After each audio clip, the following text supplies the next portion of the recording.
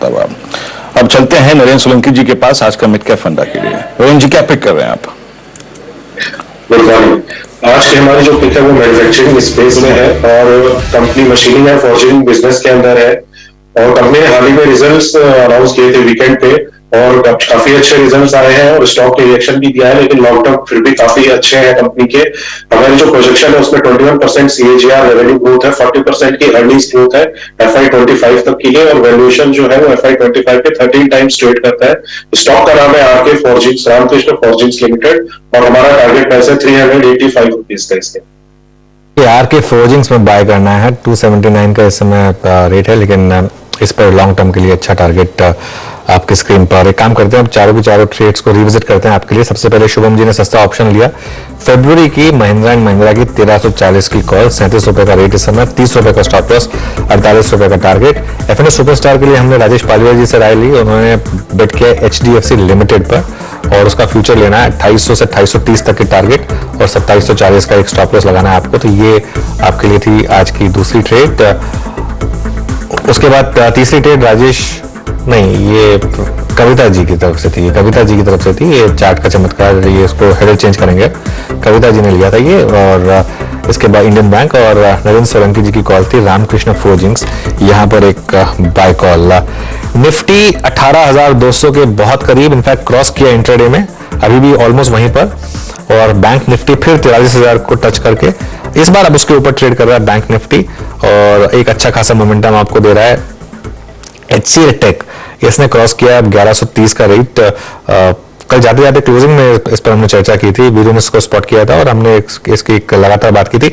मारुति फिर Tuesday factor शायद मारुति के फेवर में जाता हुआ और मारुति में आज नंबर्स भी आने हैं, तो उससे पहले थोड़ा सा एक बाइंग इंटरेस्ट बन रहा है यहाँ पर। मानस एक बार इसका चार्ट देखिए, मारुति का कुछ कह रहा है क्या ये चार्ट? देखिए, कंसोलिडेशन दिखता है, बहुत क्लियर कट ट्रेंड नहीं दिखता है। आई थिंक खरीदारी तभी करेंगे जब ये 8950 के ऊपर, 8550 के ऊपर निकलेगा। उससे पहले यार खरीदारी नहीं करनी चाहिए। आपके पास लॉन्ग पोजीशन है तो आप बने रह सकते हैं, क्योंकि नीचे के साइड पे 8374 के आसपास सपोर्ट दिखता है, तो 8374 का स्टॉप लॉस रखें अगर आपके पास लॉन्ग पोजीशन है। खरीदारी केवल और केवल तभी करें जब 8550 8560 के लेवल्स ब्रेक हो। ओके, चलिए सातपुते जी के पास चलते हैं, उनके पास एक ट्रेड है इस समय। सातपुते जी बताइए। अनुज, आपने जो जिक्र किया HCL टेक्नोलॉजीज का, उसी पे मेरा ट्रेड होगा। मैं ऑप्शंस में ट्रेड देना चाहूंगा। कल भी हमने बात की थी 1120 का कॉल ऑप्शन कल हमने सजेस्ट किया था HCL टेक्नोलॉजीज में, तो आज जो सजेस्ट करेंगे वो रहेगा, आप उसको चाहे तो शिफ्ट कर सकते हैं, 1120 में बुक करके 1140 में शिफ्ट कर सकते हैं। तो 1140 का फरवरी का कॉल ऑप्शन HCL टेक्नोलॉजीज करीबन 22 रुपए के आसपास है। ये 20 का हर्डल था, सप्लाई था, वो निकल गया, तो 22 पे ये बाय बनता है। स्टॉप लॉस होगा आपका 17 का और स्विंग ट्रेडिंग के हिसाब से इसका टारगेट होना चाहिए कम से कम यहाँ से 30-35। तो करंट लेवल से आप कह सकते हैं 15 रुपए का मूव मैं पकड़ रहा हूं as far as the breakout is concern. तो it's a buy HCL technologies 1140 का कॉल। ओके, 1140 का फरवरी का कॉल, 22 रुपए इस समय रेट उसका और अब 1140 ऑलमोस्ट उससे सिर्फ 10 रुपए दूर ये स्टॉक। तो एक अच्छा खासा मोमेंटम यहाँ पर बन रहा है। उसके अलावा कहाँ बाइंग आ रही है? आज बहुत टाइम के बाद एशियन पेंट्स में बाइंग है। जरा एक बार एशियन पेंट्स लेकर आइए, बहुत टाइम के बाद एशियन पेंट्स में बाइंग है आज। ये देखिए करीब करीब 1% लोअर लेवल से घुमा ये स्टॉक। एक बार इसका थोड़ा लंबा चार्ट लेकर आइए 7 दिन का। याद देखिए नंबर्स इसके काफी खराब आए थे और आप मतलब मैनेजमेंट ने कमेंट्री में भी बिलीव नहीं किया था जब मैनेजमेंट ने कहा था कि ये सिर्फ एक प्रोलॉन्ग मॉनसून की वजह से नंबर्स खराब थे, लेकिन मार्केट ने उसको नहीं माना था। उसके बाद भी स्टॉक ऑलमोस्ट लोज पर बंद हुआ था। आज यहाँ पर एक हल्का सा एक बाइंग इंटरेस्ट। शुभम, ये सेलम रैली का स्टॉक रहेगा या फिर कुछ चेंज हो रहा है यहाँ पर? अनुज जी, बिल्कुल सेलम रैली का स्टॉक है, बिकॉज जो ब्रेकडाउन हमने 2-3 दिन पहले देखा था उसके बाद यहाँ पे जो ट्रेंड है वो नेगेटिव ही है। तो मुझे लगता है कि अगर ये पुल बैक 2880 तक एक्सटेंड होता है तो फिर से एक बार शॉर्ट ट्रेड बनाने का मौका मिलेगा, जहां पे 2950 पे एक स्टॉप लॉस मेंटेन करते हुए और ओवरऑल टारगेट 2700 तक का मुझे लगता है आता हुआ दिखेगा। तो सेलम रैली का कैंडिडेट है एशियन पेंट। ओके, मानस एक चीज जो आपने कल ट्रेड ओपन करवाया था बिरला सॉफ्ट का, उसने सुबह तक बहुत अच्छा स्विंग दे दिया, 312 का हाई लगाया। अब उस ट्रेड पर आपका व्यू क्या है? क्लोज प्रॉफिट बुक या एक्सटेंड करें इस ट्रेड को, ट्रेल करें? देखिए, बिरला सॉफ्ट में मैंने 315 के आसपास के टारगेट दिए थे और आई थिंक हाई 1260 के आसपास का है। कैश लेवल्स की मैं बात कर रहा हूँ। तो आई थिंक एक फिर से एक बाउंस बैक देखने को मिले और 311 के भाव देखने को मिले तो एक बार प्रॉफिट बुक कर लेना चाहिए और अपना स्टॉप लॉस ऊपर रिवाइज करके 307 रुपए कर ले। ओके, 307 रुपए स्टॉप लॉस कर लीजिए। और एक चीज मुझे याद आता है, कल आशीष भाईती जी ने एक ट्रेड दिया था 12 बजे टाटा मोटर्स लॉन्ग कॉल, और क्लोजिंग में भी टाटा मोटर्स किसी ने पिक किया था। अभी मैं एग्जैक्टली रिकॉल नहीं कर पा रहा हूं कि क्लोजिंग में किसने मेंशन किया था, बट वो ट्रेड अच्छा गया। और मैं क्या फीलिंग थी मेरी, मतलब कि जब आशीष ने वो कॉल दी थी कि क्या ये दोबारा अटेम्प्ट लेगा 200 डे एक्सपोनेंशियल मूविंग एवरेज को पार करने का, और ये शायद ले रहा है। आशीष भाईती जी, इट्स 417, आई मीन वो ग्लोबल थीम जो है वो काम करती है। आपका व्यू क्या है? वो चाइना फैक्टर काम करता हुआ इस वक्त इस ट्रेड पे करने के चाहिए? जी वीरेन जी, होल्ड करने की सलाह रहेगी जिनके पास भी लॉन्ग है। कल का हमने 420 का कॉल डिस्कस किया था, सस्ता ऑप्शन, बट हमें लगता है कि अगर ये 420 जो इसका 200 डेमा भी है उसको अगर सरपास करता है तो एक बड़ा मूव देखने मिल सकता है, कि 430 तक के ये मूव देखने मिल सकता है। तो एज अ बजट किंग भी हमारी सलाह है इसे पोजीशन को होल्ड रखने की। जिनके पास भी कैश में है उन्हें 410 का एक स्टॉप लॉस मेंटेन करना है। फर्स्ट टारगेट 420 का एंड सेकंड 420 तो काफी क्लोज है, तो 425 का फर्स्ट टारगेट के लिए इस पोजीशन में बने रहे। और अगर वो क्रॉस होता है 420 का ब्रेकआउट आता है तो इन 435 तक के लेवल्स इसमें देखने मिल सकते हैं। चलिए, दो तीन ट्रेंड्स अब मार्केट में क्लियरली, एक तो पहला तो सबसे स्ट्रांग है मिड कैप आईटी। अब उसमें एक और शेयर जोड़ लीजिए एम्फेसिस का चार्ट लेकर आइए एक बार। एम्फेसिस अब इस समय डे हाई पर और 2082 इस समय एम्फेसिस का rate. L&T tech services in fact अब इस समय का स्टॉक ऑफ द मोमेंट है। 4% की तेजी अब एल&टी टेक सर्विसेज में। 3450 का मूव, क्या जबरदस्त मूव्स इस समय आपको मिड कैप आईटी स्टॉक्स में दिखाई दे रहे हैं, जबरदस्त मूव। तो ये एक पहला ट्रेंड है। दूसरा, अब एक कंजम्पशन स्टॉक्स चलने लगे हैं। मैरिको लेकर आइए, मैरिको का इंटरडे चार्ट स्क्रीन पर आएगा आपके सामने। टाटा कंज्यूमर लेकर आइए, टाटा कंज्यूमर और मैरिको दोनों। मैरिको में देखिए क्या जबरदस्त मोमेंटम इस समय। टाटा कम्युनिकेशन नहीं, टाटा कंज्यूमर, कम्युनिकेशन तो नीचे है, टाटा कंज्यूमर प्रोडक्ट्स इस समय डे हाई पर करीब 0.5% ऊपर। और इसी कैटेगरी में मैं जोड़ूंगा दो तीन और स्टॉक्स। ट्रेंड लेकर आइए, रिटेल का स्टॉक लेकिन कंजम्पशन में ज्यादा फोकस्ड है, इसके लिए ट्रेंड में देखिए तेजी अच्छी खासी। टाटा ग्रुप का स्टॉक है, 2% का मूव इस समय आपको ट्रेंड में दिखाई देगा। और तो कंजम्पशन में एक नॉर्मली आपको तेजी दिखाई दे रही है। वोल्टास है जैसे, उसमें थोड़ी सी कंजम्पशन, वो भी कंजम्पशन बास्केट का एक हिस्सा है। हीरो मोटोकॉर्प कंजम्पशन बास्केट का हिस्सा है, यहां पर एक क्लियरली आपको तेजी दिखाई दे रही है। और निफ्टी हालांकि वापस 18,180 182 के आसपास कंसोलिडेट कर रहा है, लेकिन मैरिको पर नजर गई है इस समय खासतौर से। सतपुत्र जी, मैरिको का चार्ट देखिए, बताइए कोई ट्रेड है क्या यहाँ पर? यस, बिल्कुल। मुझे लगता है एक्चुअली मेरी भी नजर थी मैरिको पे कि 500 के आसपास का हर्डल था, वो सप्लाई पॉइंट तक निकल गया। तो यहाँ पे एक शॉर्ट टर्म रैली आनी चाहिए कम से कम। मुझे लगता है यहाँ पे पहला हर्डल होगा 516 का, लेकिन इवेंचुअली वो निकल जाएगा। मेरे हिसाब से इसका जो टारगेट बनेगा वो रहेगा 525 का। तो इट्स बाय मैरिको। आपको स्टॉप लॉस प्लेस करना है 500 पे, 10 रुपए का स्टॉप लॉस। और जैसे मैंने कहा 525 530 की ट्रेजेक्टरी तक यहाँ पे पोजिशनल मूव मिलना चाहिए मैरिको।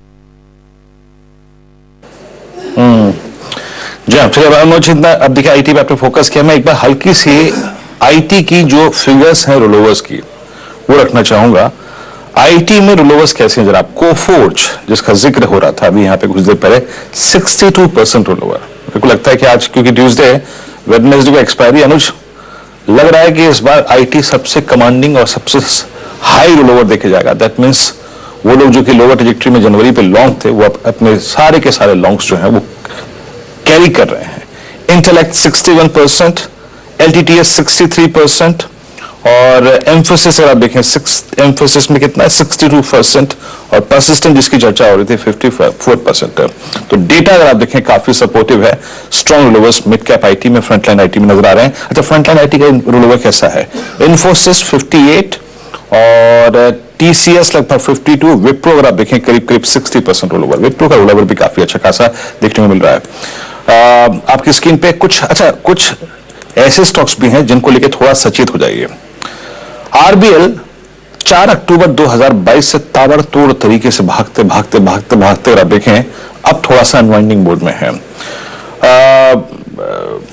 शिवांगी, आपका टेक आरबीएल पे? It's now वॉलेटिंग 50 day exponential moving average.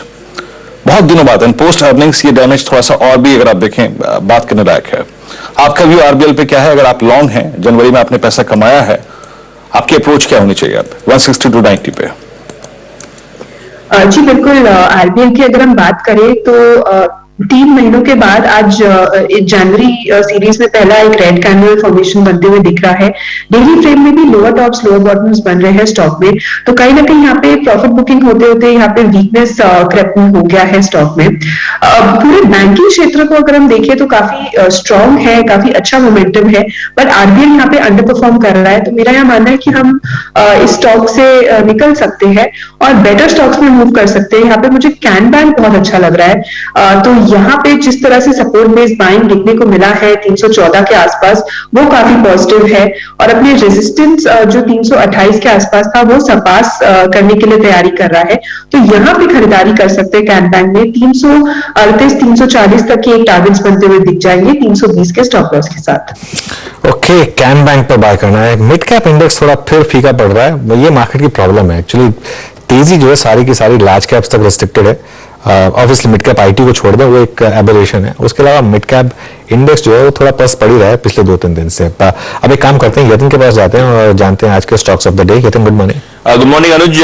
आज स्टॉक ऑफ द डे की बात करें तो निफ्टी 500 के जो टॉप गेनर्स हैं, ज्यादातर रिएक्शन रिजल्ट्स को देके आता हुआ दिखाई पड़ रहा है। इनफैक्ट पूना वाला फिनकॉर्प ये एक स्टॉक फोकस पे है, 300 रुपए के पार ये स्टॉक चला गया है। लगभग 4% की तेजी यहां देखने को मिल रही है। मुनाफे में लगभग 90% का साल दर साल बेसिस पे आपको ग्रोथ देखने को मिला पूना वाला फिनकॉर्प में। और एयूएम की बात करें तो यहां भी लगभग 28% की बढ़ोतरी आपको साल दर साल बेसिस पे हुई है। सिक्वेंशियल बेसिस पे भी नतीजे अच्छे दिखाई पड़ रहे हैं, इसके लिए शायद स्टॉक में आपको अच्छा मोमेंटम दिखाई दे रहा है। जेंजार टेक्नोलॉजीज और मिड कैप आईटी की बात अनुज कर ही रहे थे, यहां आपको बहुत अच्छी तेजी दिखाई दे रही है जेंजार टेक्नोलॉजीज में, क्योंकि मुनाफे में लगभग 35% का आपको इजाफा आता हुआ दिखाई पड़ा है, क्योंकि मार्जिन में अच्छा एक्सपेंशन हुआ है और रिजल्ट्स के बाद स्टॉक में अच्छी खासी तेजी लगभग 6% की दिखाई पड़ रही है। लगभग टॉप गेनर ये बना हुआ है अभी निफ्टी 500 में। और आखिरी स्टॉक है दिलीप बिल्डकॉन। इनको एक मध्य प्रदेश में 2000 करोड़ रुपए के आसपास का ऑर्डर मिलता हुआ दिखाई पड़ रहा है।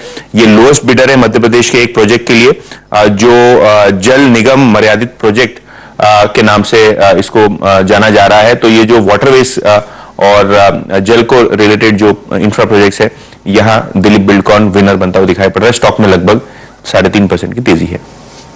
ओके, दिलीप बिल्डकॉन, अच्छी खासी तेजी इसमें। इतना शुक्रिया ये सारे स्टॉक्स हमारे सामने रखने के लिए। एक बार फिर इंडिविजुअल स्टॉक्स पे देख लेते हैं। जो 2 स्टॉक्स हमने स्पॉट किए थे, ट्रेंड और मैरिको, दोनों में अच्छी खासी तेजी इस समय। लेकिन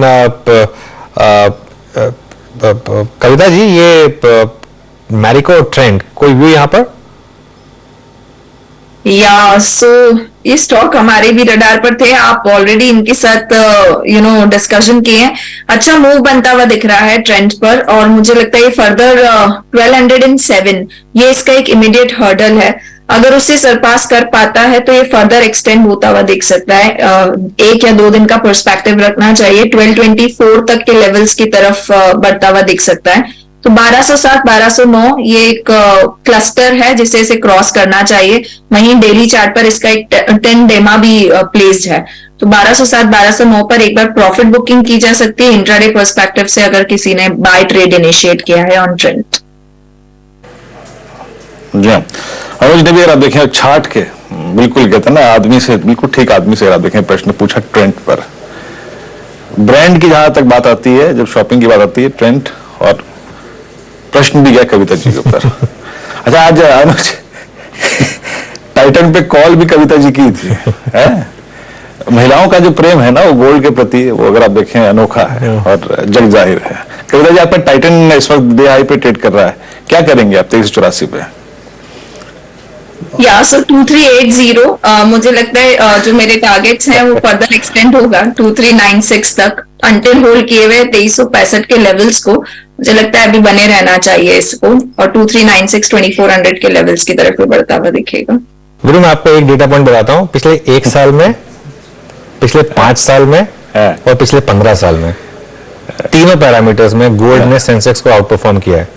तो जैसे कहते हैं कि तो जैसे कहते हैं कि एक जो इंडिया में सबसे जो बेहतरीन फंड मैनेजर होती है वो होती है घर की लेडी, क्योंकि जैसा आपने बोला कि गोल्ड क्लियरली हर पैरामीटर पर, हर टाइम फ्रेम पर गोल्ड ने आउट परफॉर्म किया हर है पैरामीटर। हर पैरामीटर पर। बिल्कुल बिल्कुल हर पैरामीटर। और ये 57,000 का लेवल, 56,500 का लेवल, मुझे यही याद है आई मीन कोविड में, पोस्ट कोविड एक स्विंग आया था, निफ्टी ये गोल्ड ने हाई लगाया था।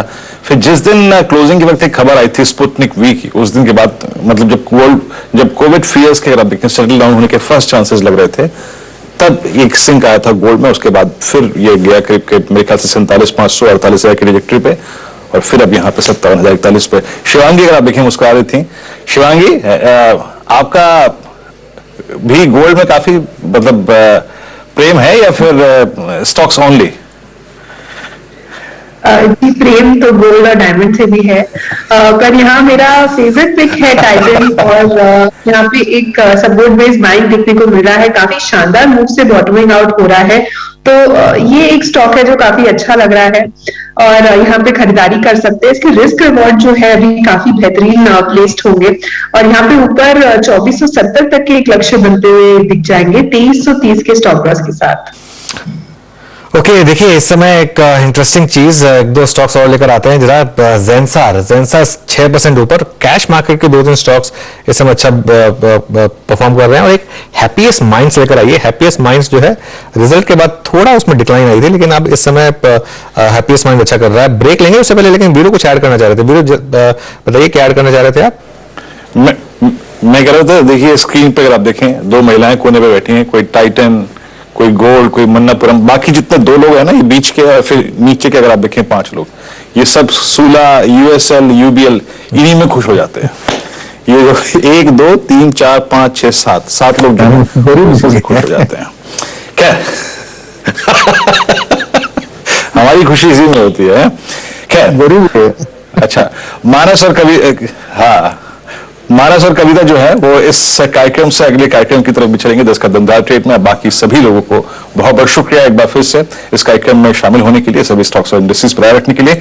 अगला कार्यक्रम 10 का दमदार ट्रेड, मानस, कविता, सचिदानंद उत्तेकर और साथ ही साथ विकास सालुके। और आज बजट और बाजार, मार्केट मांगे मोड़, ये खास सेगमेंट, इसमें आज हमारे साथ होंगी बाजार को एक टेक्निकल पर्सपेक्टिव से समझने के लिए अनु जैन, प्रेसिडेंट 361 के हमारे से जुड़ेंगे। एक छोटे से ब्रेक के बाद हाजिर होते हैं।